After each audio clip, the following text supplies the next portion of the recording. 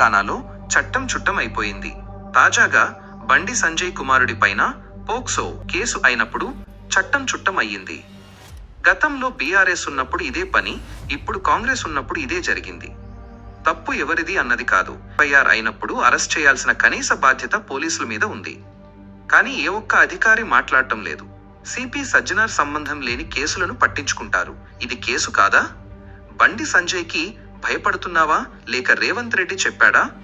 వద్దు, ఆ బండి మనదే, బండిని ఏమన్నా అంటే అది మనకు మైలేజ్ ఇవ్వదు అని చెప్పాడా? తెలంగాణ ప్రజలకి మీ మీద నమ్మకం ఎప్పుడో పోయింది. తెలంగాణ సమాజానికి తెలివి లేదు, ఏం చెప్పినా వింటారు అని రాజకీయ నాయకులు అనుకుంటున్నారు.